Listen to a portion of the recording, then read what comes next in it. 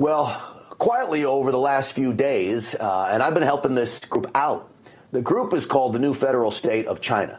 They have been walking the halls of Congress, trying to get members of Congress to sign on to a letter to go to the Judiciary Committee and Jim Jordan to urge him to investigate China's ties into the federal government. It's an investigation that needs to happen, which is why I want many members to sign on to this letter. Nicole Tsai is a member of the New Federal State of China, a group that wants to overturn the Chinese Communist Party and ultimately take over China. Nicole Tsai, welcome to the program. Hi, Grant. Thank you for having me. It's so great to be here. Well, it's so great to talk to you, and I want everyone to know you're an American citizen now, but you weren't always. You escaped China. You were in Tiananmen Square during that protest that we all watched with wide eyes open, and yet you come here. Tell me about the New Federal State of China and how important this mission is of yours. Absolutely. The New Federal State of China was founded by Mr. Mao Guo and Steve K. Bannon on June 4th, 2020. And with a special mission to take down the Chinese Communist Party. And why June 4th? Because June 4th is the day when we lost thousands of brothers and sisters to the tank, to the brutality of the Chinese Communist Party. So Mr. Mao Guo is considered the enemy number one by the CCP. And he started the Chinese whistleblower movement back in 2017. And since that day, he became the most hated and most attacked Chinese dissident on the U.S. soil. The CCP has bought out many American mainstream media to attack him, to slander him, and the social media has been deplatformed, and he still didn't have an account on Twitter. And even more, the CCP has hired America's most prominent law firms to go after him because these American law firms have been hired by CCP to bring more than 70 lawsuits against Mr. Mao Guo and the Chinese whistleblower movement members. So, Nicole, what it seems to me is they're afraid of what he has to say. Right? Yeah. They're afraid of what your group can expose. Now, you've been walking the halls of Congress, going to meet with every member of Congress you can. How are those meetings going? Are people inside? These are specifically Republicans. They're more apt to meet with you. I understand that, but I know you're nonpartisan. How has those meetings been going? Are the members of Congress understanding just how strong and serious of a problem this is? It's strong, it's solid, it's unstoppable. And I'm so encouraged by the outpouring support and enthusiasm expressed by our congressional leaders. And they know that CCP is the most dangerous existential threat to America. And they know that we need to save America first before we can talk about free China, because the CCP is here. The CCP has succeeded in weaponizing America's federal government agencies, including the Department of Justice, the FBI, the SEC, and they have launched an assault on the U.S. justice system. And their goal is very clear, is to take down America. So before CCP take down America, we need to take down the CCP, and we need congressional leader support from both aisles, because united we stand, we'll have a better chance to take down CCP sooner. Nicole,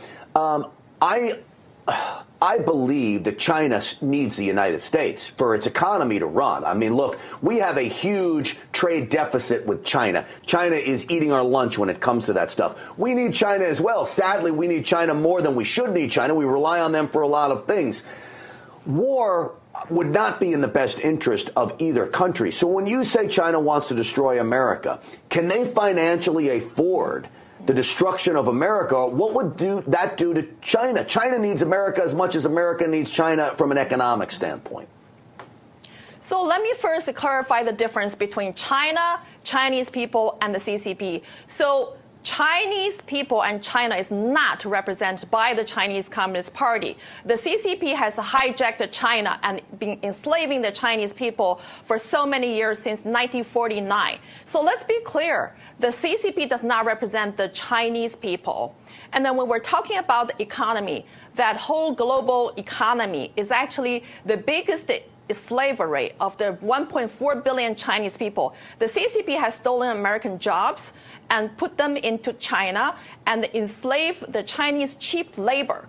and that is the slavery. So that is not economy. That's slavery, and we need to end this slavery by decoupling from the CCP economically, diplomatically, trade, and militarily, everything. We need to cut off the tie with the CCP, and America should establish a normal and diplomatic and economical normal relationship with the Chinese people, represented by the new federal state of China, which is now have been followed by more than 600 million people around the world, including those in China. That, Nicole, is the key, is to get rid of the Chinese Communist Party and let the people of China finally have their country back. It's so great to have you on this program. How can people help you?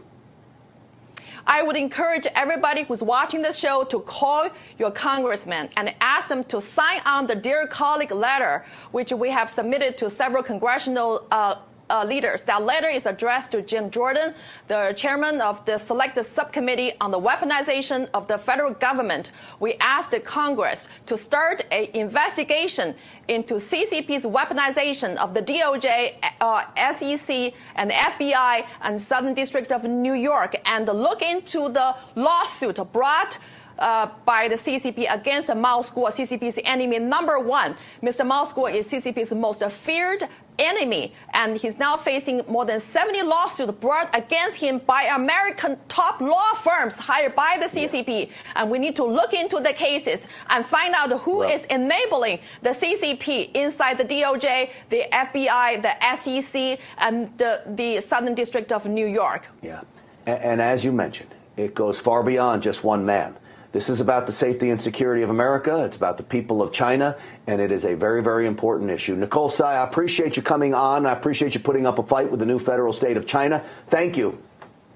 Thank you for having me, and thank you, America, for supporting our goal to take down the CCP, beginning in the United States of America, beginning inside the U.S. federal government agencies. Thank you. Well, that is a goal that Stinchfield's Army can get on board with. I can promise you that, Nicole. Thank you.